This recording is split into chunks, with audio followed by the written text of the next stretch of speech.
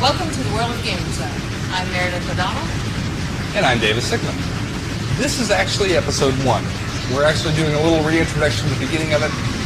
Episode 1 actually aired on KTQW here in Wichita, Kansas, about a month and a half ago.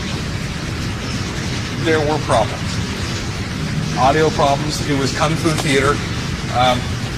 In fact, actually, it made us wonder what was wrong. We discovered about a week later when we shot episode 2 and I was done editing it and began uploading it to the station, what was wrong. Actually, we had a hard drive on our main edit machine dying. It unsynced all the audio. We looked horrible. It was horrible. So now we've went through... My mic wasn't working, was it? Oh, your mic wasn't working. So I was speaking and she was... I was trying. It was great. It was the most horrendous experience anybody could ever have for television. And we did it all in one episode. So, what we did was we managed to get the original raw footage back. We've remastered it, re-edited it. Looks a lot better, especially now that I know a little more about the editing process, so I was able to make things look a little nicer. It's widescreen with never before seen footage. Deleted scenes. It's not right. No. But it is a lot better than it originally aired, and at least it's bearable. If you're going to digitally remaster it, sounds, you need to put all of that other stuff in. Maybe I get the THX. There you go. But no, seriously, there's nothing actually extra added to it, but it is now at least bearable to watch. So here it is in its entirety. Hope you enjoy it.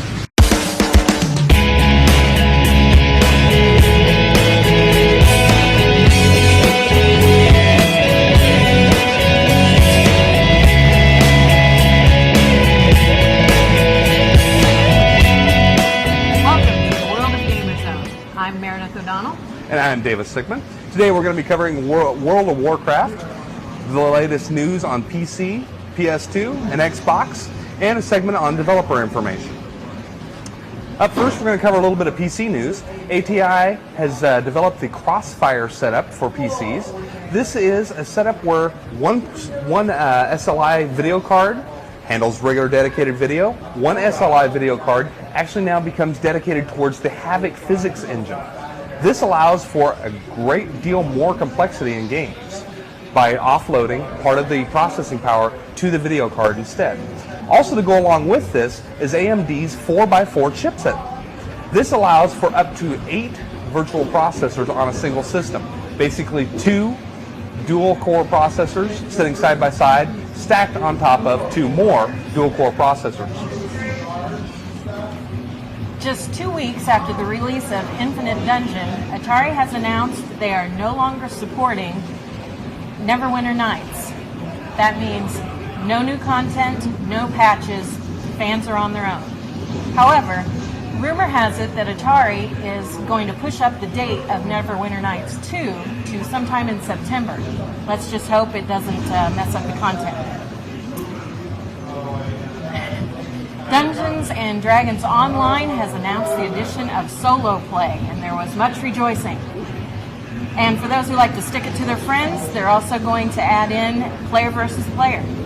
Today we're going to be reviewing World of Warcraft. Even though World of Warcraft has been around for quite a while, this doesn't mean it's the same game as it was 6 months ago.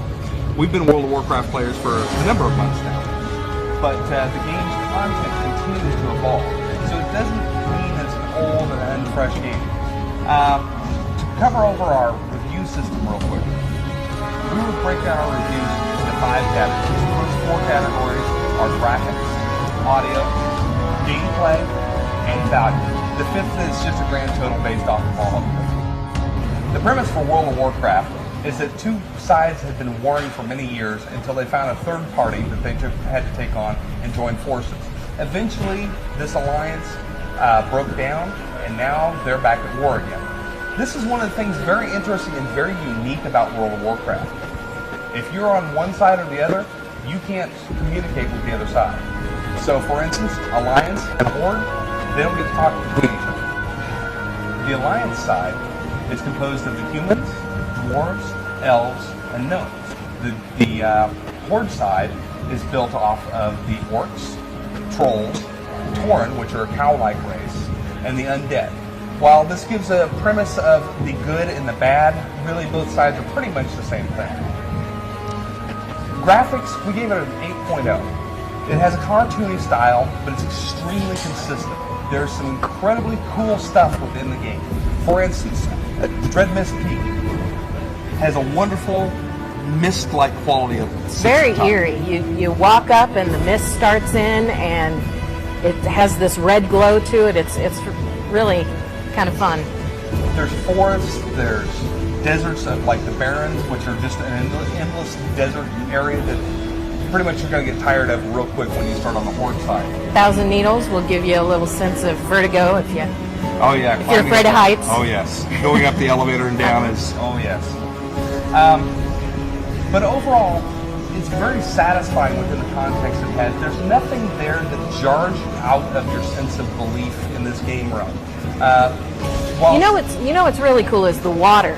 They didn't have to put mountains underneath the water. There's no reason for it. You can't really swim out it. But they put graphics in there. They put mountains and hills and valleys that you can see in the water when you're going in a boat or when you're flying across it. It's just a nice little touch, just eye candy. Oh yeah, and that's one of the things the game's filled with. I mean, there's stuff all over the place that they didn't have to go through that sort of detail level for, but they did, and it really goes a long way. The audio, we gave it a 7.5. Some of the good sides of it is the music sounds incredibly great.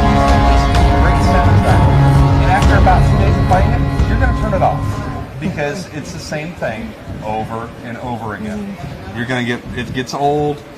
And very quickly. Yes. The voices also suffer from the same problem. It's great to hear the undead speak, the Tauren sound cool, all of these different races have their own sounds. When you first start, you click on a character 4 and 5 times to see how many things they'll say, and by the end of it, they're telling you to shut up. Yes. But you can only do that for a while, and then you're done. Yep. And you'll get tired of hearing For the Horde and any number of the audio tracks that come with it. Now, one of the things that Meredith mentioned was problems with the hearing volume voices. control. I have a very difficult time understanding what they're saying, especially if they're vendors and you've got a window opening, which has its own sound, or you have people around you or people walking. You hear those sounds and you can't hear the voices. It would be nice if there were a control volume just for the voices. And I had similar issues with the ambient volumes for it sounds like the waterfalls and stuff. Yeah, I understand the waterfalls supposed to drown everything else out, but it seems to have too far of a distance for me to try to transfer that way. But again, overall, the audio is 7.5. It's not perfect. There's a lot of things but truthfully, within the game context, it's hard to imagine that they can actually spend that much time in it. Gameplay is World of Warcraft shine. Gameplay at 9.0. Reason why? Start off with, this game is awesome for any type of player. If you're the type of player who likes to go out and play by yourself, not deal with other groups. That's what I like. I like to do the solo, play a couple hours, quit. I have a blast with this game. If you want to team up with somebody else, go online and play all the time. It works well that way. Or if you want to do the big epic quest later on, there's 40-minute raids involved. If the game scales very well,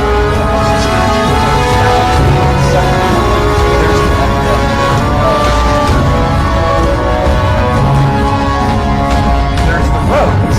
Try that. Rogues that are player versus player specific. Yes, they do well against mobs, basically monsters in the game, but they're shine when they go up against another player. The Tauren Hunters, basically you have a pet. My favorite is the Tauren Hunter. Those are excellent for soloing. There are some that are better for soloing, some better for player versus player, some that are just player versus environment, PvE servers. So you have a little bit of everything. But yeah, the hunters are wonderful for soloing. Yep, I love it. Actually, that's usually what I play. In fact, right now my wife and I are playing 2 hunters together, so basically we have a roving party. Um, the learning curve in this game is excellent. Simply put, this game teaches you how to play it from beginning to end. When you start off, your first 10 quests or so are nothing more than go out and pick up this sort of flower. Go out, kill wild boars, defeat your village, these sort of things. And once you're done with that particular guy who gives you maybe 2-3 quests, he'll send you to your next person, tells you where he is. There's a mark to say this is the next person that you need to talk to. So it just leads you on to up to about, would you say about level 10, somewhere around there? About 10 is where you do introductory quests. And you start, they basically force you out into the real world. And that doesn't mean that you're going to have a hard time finding quests. They still put that whole system of people markers so that you can find out who you need to go talk to. Usually at that point they're sending you to another town. Yep. And then they have a whole new set of quests. Yep. There's also each one of the races has their own major city: Thunder Bluff, Undercity, Stormwind, Iron Forge. Oh yes. So every one of the races has a place to call home, and you can decide to either keep that as your home base, or you can go off and head off to one of the other places and get most of your quests from here. It allows a great deal of flexibility.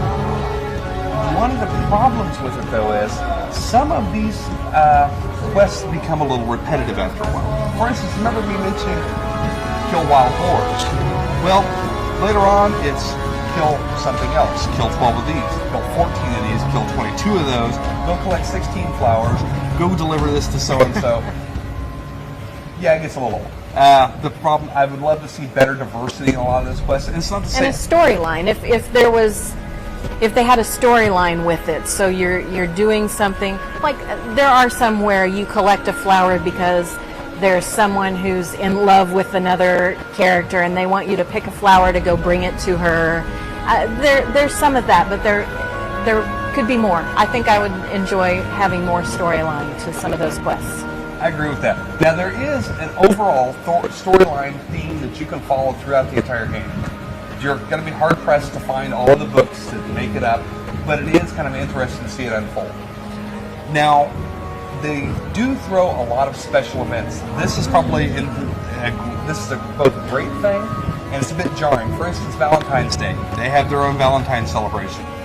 So, essentially, the real world ends up intruding into the game quite frequently on holidays. This is both good and bad because sometimes you get some really cool specials out of it, but I have a hard time following them. I don't play enough to get to those special whatever it is, special items or special abilities. I just can't play enough to get to those. I still have one character that has 4th of July fireworks left over.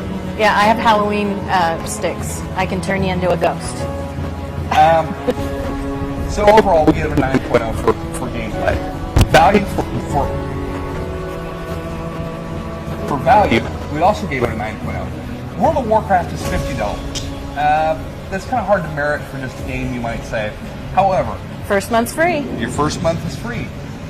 World of Warcraft is an MMO, so you have to pay for it. That's good and bad.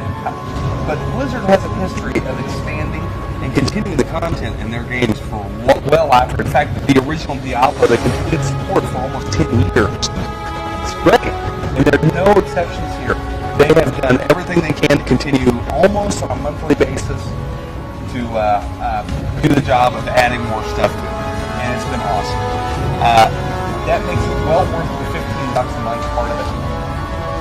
And they're adding a big expansion pretty soon with new characters and new quests. So it's almost like you get to start over, but you don't have to buy the game again. So yeah, and that's, by the way, that's called the Burning Crusade, and that's called the Burning Crusade, and it releases a whole lot of stuff. That also means the game does get new blood in it all the time, and basically, the Blizzard is continuing their I might as well just cut this whole thing. It was a great idea. It didn't work. All right. Now for the last little section of this. This game is rated T for teen. It's mentioned that there's violence. Yeah, there's violence in this game. Yes, you do kill things. You do kill other players. There's no particular blood or gore involved in this. Not really. And it's not anything that anybody would find disturbing. There is alcohol use in it. It's a bit of a joke. You can go down to the bar and get drunk And do you really even see that very often? I really don't even see it when I'm playing very much. Every once in a while, you'll see somebody. I think it's a novelty somebody factor. is tipsy, or Yeah, I think it's a novelty Very factor when people start out in the game and they go, wow, I can drink. Yeah. And it doesn't matter really, because it doesn't affect gameplay. As I mentioned before, it's also known for its blood. Yeah, there's some blood in the game, but it's really minor. I mean, really. And suggested themes, which is also very minor. I have a 14-year-old that I wouldn't mind if she played this game. I think that I would be comfortable with her playing this game. Now, one thing to realize, though, it is an internet-only game. So, you're going to end up with some strong language used in their channels. Blizzard does disapprove of using strong language. They have a bad word filter, which if they have it in the list, it will eliminate that word, but everybody can get around that. So you just have to be aware. Yep. Again, internet connectivity, you just can't do much about it. And that is our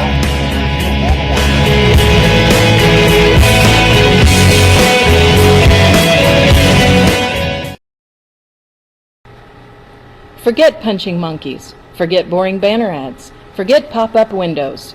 Your customers have already forgotten. Let Midnight Rider Productions move you into the future of internet advertising. We provide placement in our existing product lineup for advertisements, production services for online video advertising, and for cable and television advertising. Don't let your customers forget you. Remember Midnight Rider Productions. Hey, welcome back to Gamer Zone. Well, one of the things you might not realize is this is actually shot on location at Gamer Zone at 817 West Douglas. We're actually above Agents of Comics. If you've never been through that area, just look for the Agents of Comics sign and step right upstairs. If you need to get a hold of us, it's 269-1995, and we're open from 2 o'clock in the afternoon till 4 a.m. every day. In Xbox news this week, Darwinia is maybe joining the ranks of independent games being ported to the Xbox 360, with Geometry Wars and Marble Blast Ultra already on virtual shelves. This is a growing trend that many small developers are very excited about. This is a perfect segue into our next little segment. We want to start covering a lot of information on game development. One of the things I've been doing since about 1999 is writing video games. I've done contract work for others, I've done puzzle games for myself and released them. So I end up with a whole lot of questions. How does one get into video games? Well, the question is, how do you want to get into video games? There's more than one style of video game developer. That's what I'm going to cover a little bit about today. For instance, the standard developer that everybody thinks about is the professional who goes in, 9-to-5 job. Actually, in professional game development, it's usually about an 8 to, oh my god, o'clock job. And it's not your standard fare for work. However, you get paid a standard paycheck just like everybody else does. And honestly, it's actually a fairly boring job in a lot of ways. This is what most people think about when they say, I want to get into game development. That's actually the hardest part of game development to get into. A degree in computer science, for instance, really does very little for you. What they look for is people who have completed projects, people who have done work already in the game industry. In other words, that's right, unless you've worked in the game industry, you can't work in the game industry. That's not completely true, but that's most of the time the case. Instead, most people start as something called an independent developer. What's an independent developer? Well, that falls into a whole bunch of classifications. For instance, you have mod authors. These are people that take a pre-existing game. For instance, we'll say Half-Life. Half-Life is a grand example of independent game development at work. Half-Life was released by Valve. Then later on, somebody else came up with this cool idea called Counter-Strike. Counter-Strike is now the most played PC game on the internet, period, bar none. But it was developed by a small group of guys who, in their spare time, come up with graphics. They came up with everything necessary for weaponry, gameplay, everything else, and they release it essentially to the community for free for people to check out. Nowadays, you can buy Counter-Strike on the shelves. This is connected to Half-Life and What they did is they started out with a full copy of Half-Life, and they went, let's see. Well, if we started changing these little graphics here, if we started adding this little bit of sound here, if we take this out, incorporating new elements to an existing game until finally you got to a point there was no longer the original game, there was instead an entirely new game. And that's what mod authors do. and no copyright infringement. No copyright infringement. As a matter of fact, not only are most games allowed to do this, as long as you're not selling it, most game companies now encourage it. For instance, Electronic Arts has Battlefield 2. Well, they have started releasing some of the tools necessary for people to build mods or modifications for Battlefield 2. One of the reasons why a lot of game development companies are now releasing tools like this is it makes their games last longer. So the longer it stays on shelves, the more money they make. So mod authors have an interesting thing that they do. By doing these projects, and it's doing one from start to finish, they prove to a game development company that yes, they can be a game developer. Yes, they have what it takes to do the programming, to do the design work, and to do all the pieces necessary to put a game together. Games are hard. Games are extremely hard. So any proof that you can do the job helps a lot. Now, most mods do not get sold online, do not make money. That's not really what they're there for. They're just there to increase somebody's enjoyment of the game.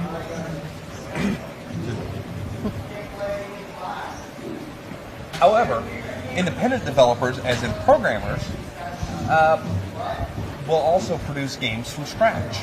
Now, some games are produced all the way from the very bottom of it, meaning you write your own engines, basically the core piece of the program that does most of the work. You write your own scripting systems. You write everything from beginning to end. Some independent developers actually still do that. That sort of process usually takes anywhere from 3 to 4 years before you've completed a project. There's shortcuts though. Companies like Garage Games produce the Torque engine. You just license the engine. You now have the engine core. You have your scripting systems. In fact, they actually have a couple of demo games that go sit on top of it. And now it's a little bit more like being a mod author. You have everything necessary that you can sell the game when you're done, but you don't necessarily have to have everything from scratch. This sort of approach is actually also starting to be taken by a lot of the professionals too. Garage Games has enjoyed a little bit of success with selling their products to Electronic Arts and a number of them, but there's other engines like Cryotech. The IDS engine from Doom 3 has been used a number of times. Quake's engine, all of these different parts can be reused over and over. However, most of these are extremely expensive. For instance, IDS engine, prepare to spend $250,000 just for the core of it. That's not including the percentage that you lose off the top for every copy that you sell. So you have to balance between, hey, do I have enough money to do this sort of thing? To, can I just write it myself? How many games are based off of IDS engine? Historically, there's probably, through all of IDS iterations of their engines, there's probably at least 3 dozen. A number of them, actually, oddly enough, we started off with Half-Life. Half-Life's actually a modified version of the Quake engine, one of IDS various engines. So, which makes Counter-Strike even funnier because Counter-Strike's actually a mod of a mod. Of a mod, exactly. Now then, there's also the hobbyist developer. The hobbyist developer... That would be you? No, actually. I do it for money. I like that green stuff. The hobbyist developer doesn't care about the green stuff. Sometimes they do it for a matter of research. I've seen a number of projects that were done nothing more than for college credit. It was a great way to learn more about game development and at the same time get credit for new concepts and new designs and new ideas in games.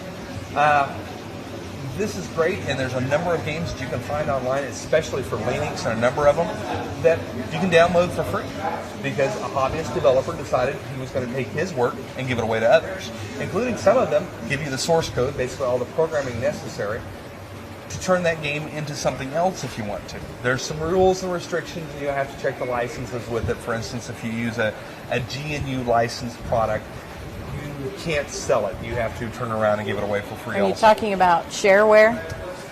Sort of. GNU licensing is a little more complicated. Anytime you give somebody a copy of it, you're also supposed to make available all the source code and all the materials you used to build it, so that if that person decides they want to modify it, they can. And then, in turn, if they release something with it, they have to turn around and hand it to somebody else. There's nothing that prevents you from selling it.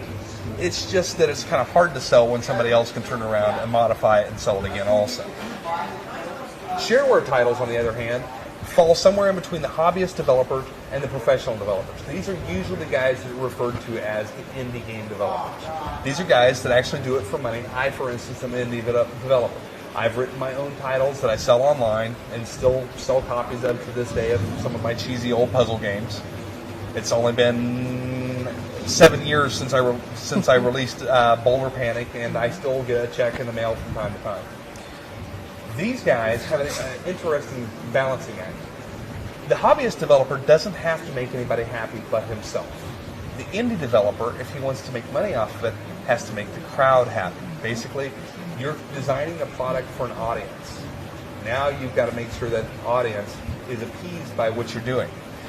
It's kind of hard balancing act, because just because you like the idea doesn't mean everybody else is going to. I've worked on at least one title so far that ended up getting trashed because we thought it sounded like a cool idea. It wasn't really. When everybody else started playing with it, the comments that we got back usually ended up resulting in pretty much just trashing the project. We had designs on actually continuing to bring it back to life, but it never happened. The indie developer also has an interesting problem in that there's a point at which you have to decide, am I going to just make games and sell them online for a little bit of money on the side? Or am I going to try and make this my full-time job? Now, just to give you an idea, there exists independent developers who make tons of money. PopCap Games. They sell nothing more than I love PopCap games. I like some of their stuff too. Bejeweled and Zuma, and oh yes, there's a bunch of titles. The thing about it is, they have an entire business built off an independent style of design. Now, one of the reasons why they're called independents, you don't get paid up front. A professional development team actually gets paid to develop a product. The publisher turns around, publishes the product, and you get a little bit of payment towards the back end for every copy that's sold. Independent developers, on the other hand, you're fronting the bill for everything. If you want to buy an engine, you got to buy it yourself. That's $250,000 out of pocket, or you can go easy with it. The Garage Games engines is about $100. With some of this stuff, though, you have to kind of weigh how many hours am I really going to work to get this done. Most independent projects are flops, quite honestly, because they don't realize how much goes into it. In fact, if you're thinking about getting into it, start with a mod. It's much easier. You have a core to build up off of to start with, and it gets you an idea of the process of how to get into it. That doesn't mean you can't make money off of game development. As a matter of fact, you can. Independent developers, again, like PopCap Games, do a great job of it, but you might not be aware of the history of some of these guys. id Software was a very large independent developer for a very long time. Let's face it, they've written some of the highest selling games in history. Blizzard was considered to be an independent developer for a long time. You can get there. It takes a long time to do it, though, and you're going to have to work awfully hard to pull it off. You're also going to have to pick the right tools, the right techniques, and everything else to get it to happen. But you also have to pick the right friends to work with. And that's the last part of it, because usually these games aren't written by one guy. These are written by teams of people. I'm lucky. I managed to pull off a couple of games on my own. Most of the time you're going to end up with 5 or 6 people, and you're going to spend 18 to 20 months developing one game. That doesn't mean it's impossible or to get discouraged by it. Instead, kick back, relax, have fun while you're doing it. If you're having fun, you're going to have a lot more likelihood of actually completing your project.